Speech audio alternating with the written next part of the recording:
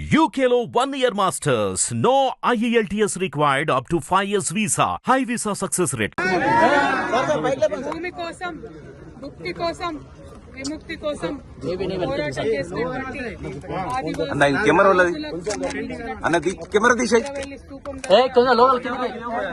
నిజంగా నరానా కూడా ఒక ఉత్తేజం కూడా వారు చేసినటువంటి త్యాగాన్ని ఒక పులకరింతలాగా ఉన్నది. మరి వారి త్యాగాలను గుర్తు చేసుకొని తెలంగాణ రాష్ట్రాన్ని అభివృద్ధి చేసుకుంటూ వచ్చినాం. వారు ఏదైతే భూమి కోసం పోరాటం చేసిందో తెలంగాణ రాష్ట్రంలో కేసీఆర్ గారు ఈ మొత్తం యావత్ తెలంగాణ ప్రదేశంలో ఉండేటటువంటి గిరిజన ఆదివాసీ సోదరులందరికీ కూడా మరి భూమి మీద హక్కులు ఉండాలని చెప్పి 4.5 లక్షల ఎకరాలకు భూమి హక్కులు అడవి హక్కులను 2.5 లక్షల ఎకరాల పైచిలకు ఆదివాసీ గిరిజనుల సోదరులకు ఇవ్వడం జరిగింది. గత 10 ఏళ్లలో బీఆర్ఎస్ హయాంలో కేసీఆర్ గారి హయాంలో మరి భుక్తి కోసం భూమి కోసం పోరాటం చేసినటువంటి వీరులందరినీ కూడా గౌరవించుకోవడం జరిగింది.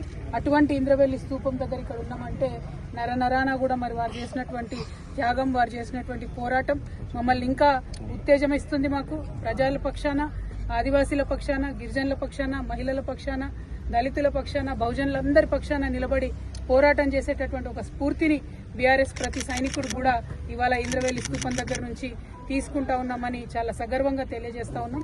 వారు చేసినటువంటి త్యాగాలు మరవలేని, వారి పోరాటాలు మరవలేనటువంటి మరి అటువంటి ఉత్తేజంతో ఉన్నటువంటి ఈ తెలంగాణలో మరి ఇప్పుడు నడుస్తున్నటువంటి ప్రభుత్వ హయాంలో రైతులకు అన్యాయం జరుగుతోంది, మహిళలకు అన్యాయం జరుగుతోంది.